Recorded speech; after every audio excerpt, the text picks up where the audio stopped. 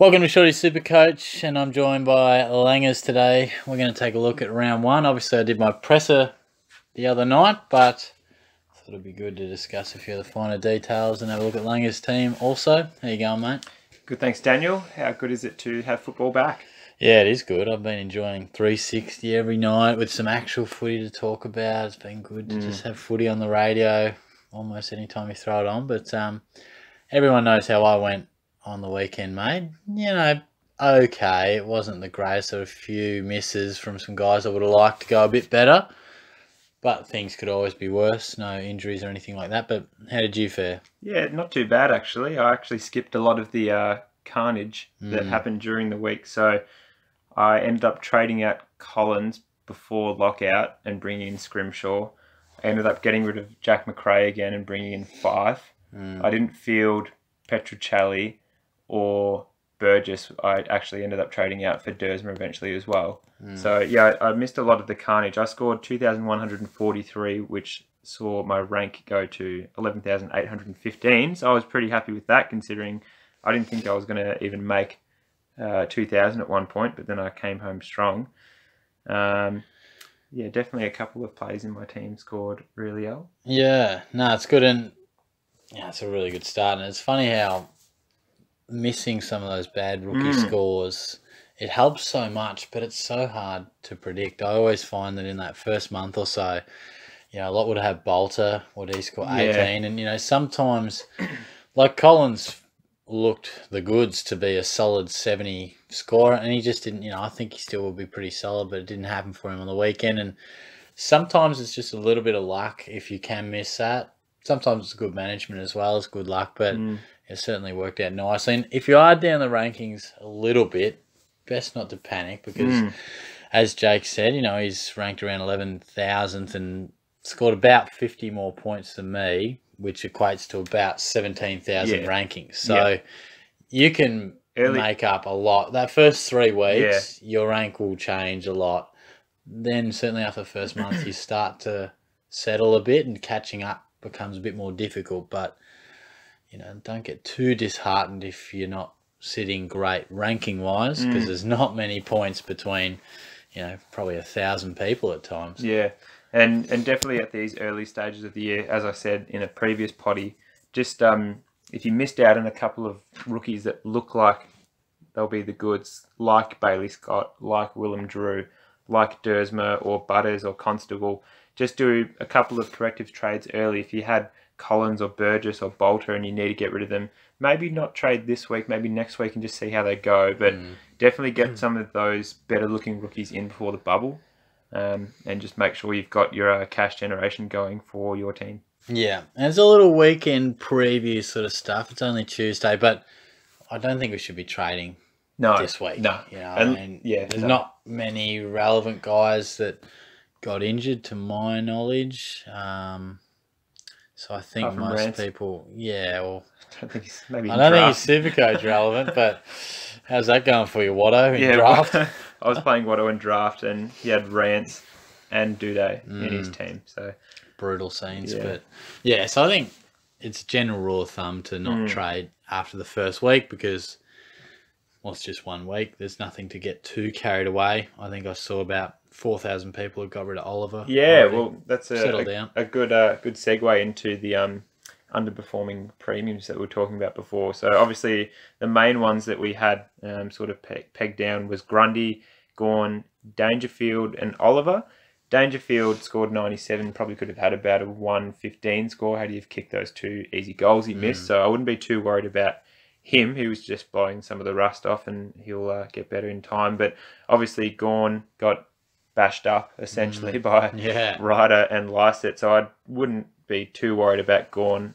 They might be bringing Bruce in next week against Geelong, of course, which could be some cause for concern. But just see how he goes with Bruce in the team. I don't think it would affect him too much. He'll still score quite well. I don't know why they wouldn't have put Bruce in the team anyway as backup. Anyway, Port played that game plan quite well. Grundy scoring 80. He gave a few free kicks away to Reece Stanley, who well and truly beat him on the night and got Geelong the win. Again, I wouldn't be too worried about him. Collingwood as a whole just were making heaps of mistakes and kicking out on the full and missing marks and missing kicks, and I think they'll bounce back next week and find their rhythm once they get a couple of their midfield and forward players who've come back into the team gelling a bit better. And same with Clayton Oliver in Melbourne. They just had a shocking first week. There's nothing really else to say. So if you're trading out premiums in round 1, just think again, because it will come back to bite you. It's a classic thing. Like a premium gets one bad score for no real reason. Everyone's going off their nut and trading them out, and probably wouldn't be hard to say that Oliver will score 120 next week against Geelong. Yeah. Everyone will be feeling silly. Well, that's it. And if Oliver scores 71 in round 16, you're not trading him out. It's one bad game. Yeah, it's not an ideal start to the season because you do all this research and you hope that they just catch fire from the get-go. But, we had no reason to think any other thing but that he could score really well because he looked good in the JLT. And those guys you mentioned, they're all pretty popular. Yeah. Obviously, the top teams probably at the minute don't have them. They've probably got a Fife or a Cornelio. But I think it's 1 week. So we should not be getting carried away. You raised that point about Dunkley scoring low in the first LT and really well in the second one, and that changed everyone's perspective. And if that was the other way round, we wouldn't be too worried. So just stay the course. We've only got like one sort of sample size to choose from. So hold fire on that front. What else caught your eye, mate? Just some of the rookies. Collins, as you said, didn't look great, but he also got concussed as well, so you might be in some doubt for next week. So just hold fire on him. Just put him on your bench and get some of your bench cover in if you can. Willem Drew and Bailey Scott, your boys. You were big on both of these actually, and I don't think a lot of people actually ended up picking Scott, and I had to get him in eventually on the bench because I just couldn't afford one of the other rookies I was going for, and I thought, I heard on SEN they were saying like Scott's going to be like the biggest draft steal because he went at like such a late pick, like in the 50s or the 40s as a father-son pick, and North got smashed and Scott was probably their best player. And a little shorty special, mate. No one's even talked about Willem Drew. They're talking about Butters and Dersma, and Drew probably played more consistently than both of them over the course of the whole game. So you got a lot of exposure through the middle, and that's what I liked about Constable too. Sometimes rookies have good games, they don't have good games, but when they're in that position to give them a good chance at scoring regularly, that's what we like to see. No one's talking about Constable either. No. 21 disposals and a goal, and I think 8 marks on a Friday night against Collingwood. And watching him, he attended a lot of set and bounces.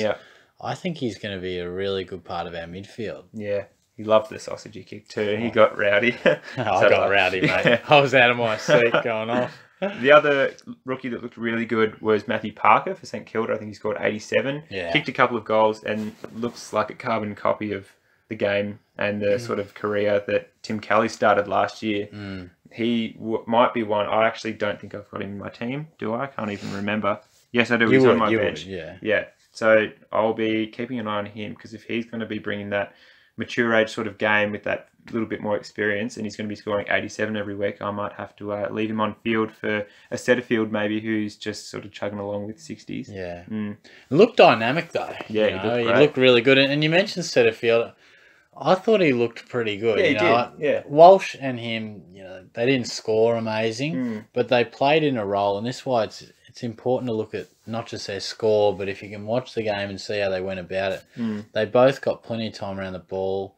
There were stages where they looked really comfortable, and then they just went missing a little bit. That's going to happen, but I think we could be pretty pleased with their output. And just on Collins is an interesting one.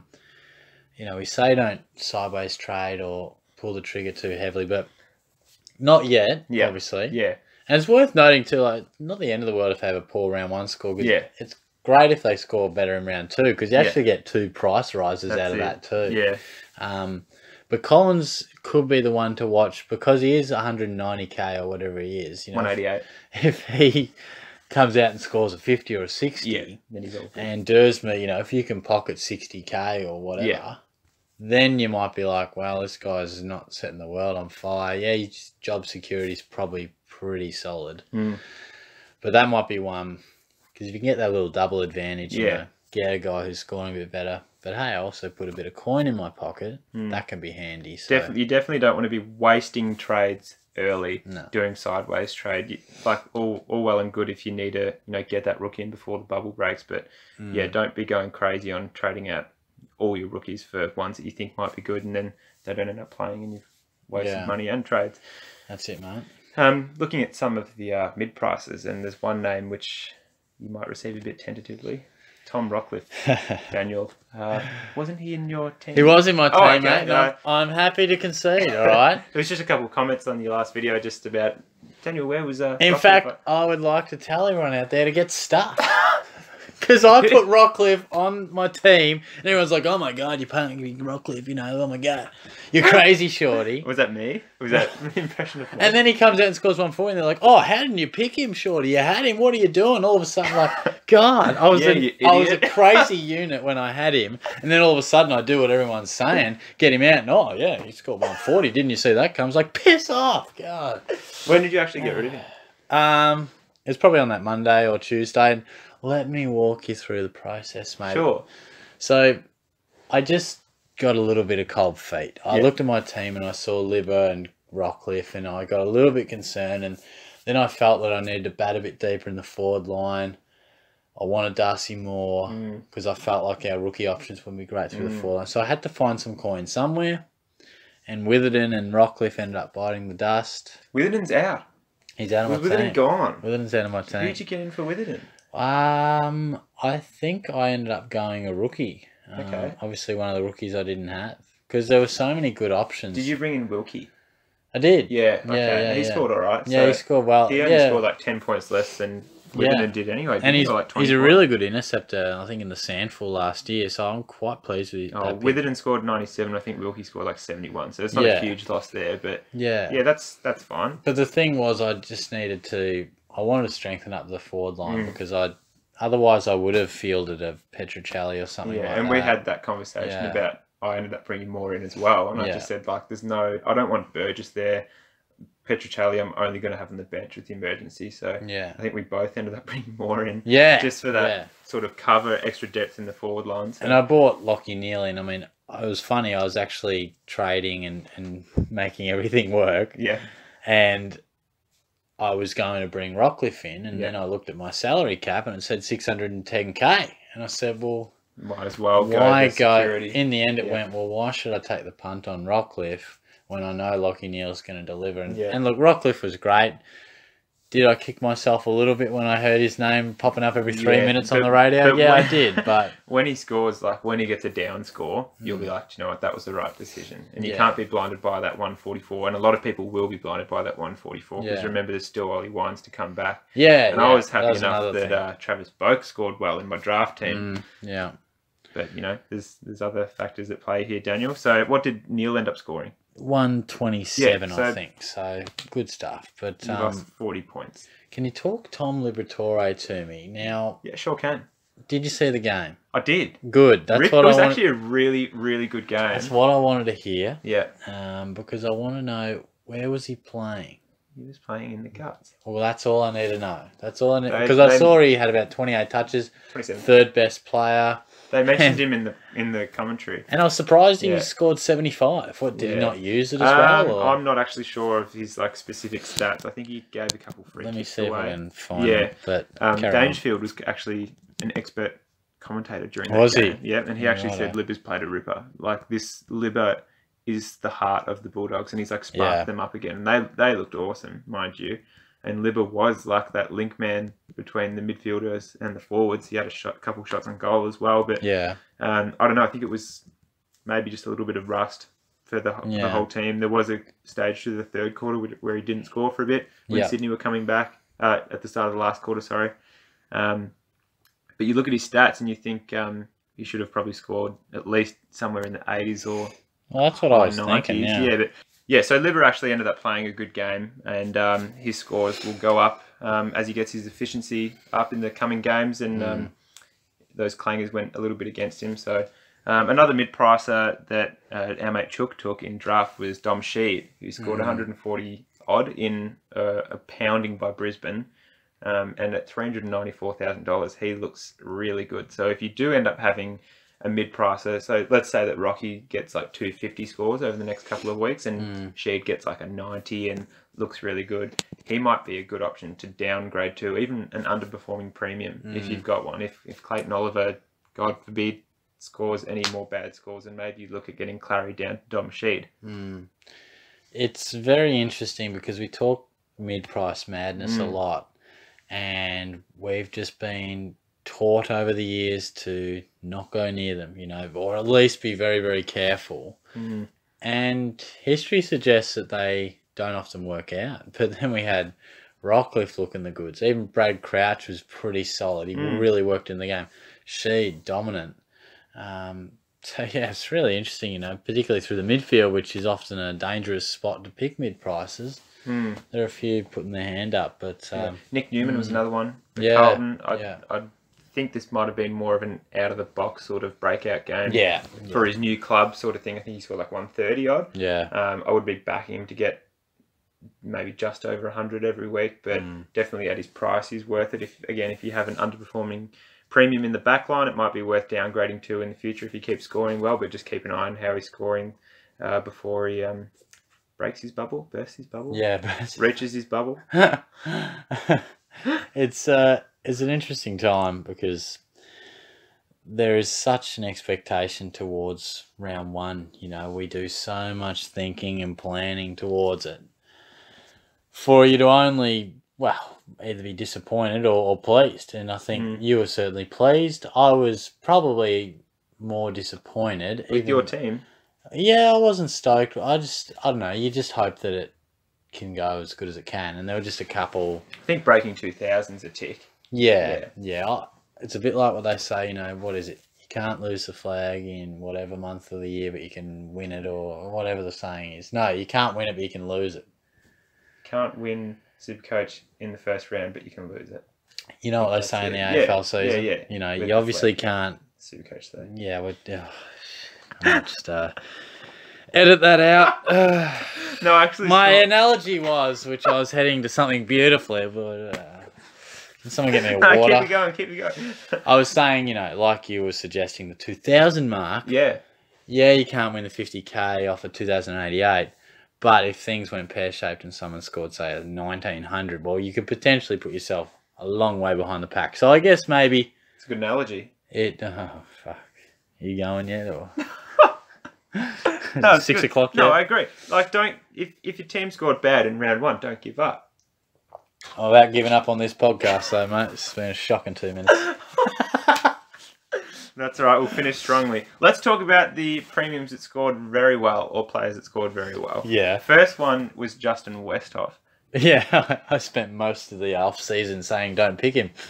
Again, Apologies. only one score. He did kick 5 goals against an insipid Melbourne outfit who were scoreless in the last quarter, but he does look like as that number one sort of key forward. Maybe not key position, but key forward for Port Adelaide. If he keeps kicking goals, that's going to get him, 90s every week. And if he's in your ruck, it's probably a good score to get every week, especially with these current Gawn and Grundy premiums not performing.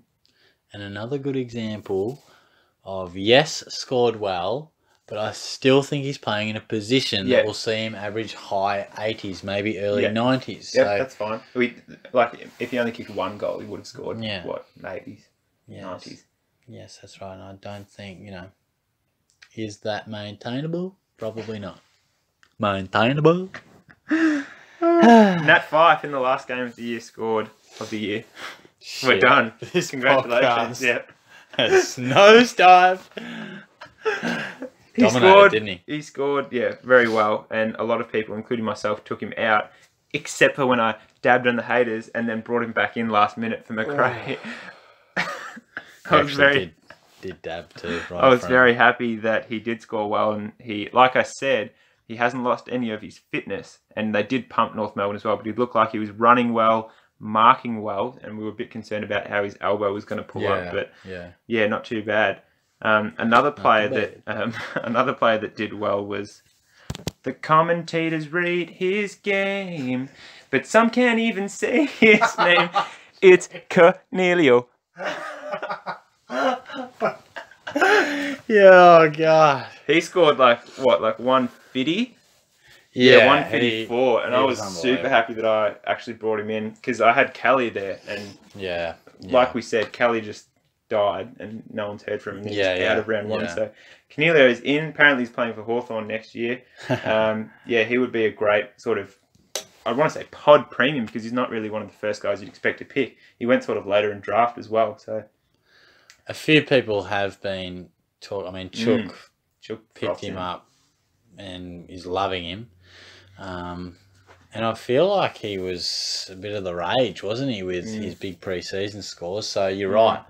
Probably a couple of months ago thought POD, but he definitely picked up a bit, and probably after the last weekend. Yeah, and he's getting some attention now that that Hawthorn story has come out about him being a free agent, and his best mates with Jager O'Meara. So your mate Rory Sloane scored in the high 150s as well. So again, if he can do that while they're getting pumped like they did against Hawthorn, he might be one to keep an eye on. Maybe he's back to some good form. I don't know if the Crouch brothers both playing helps him in some way, but one to keep an eye on. And it was an interesting week, wasn't it? It was so good to have it back.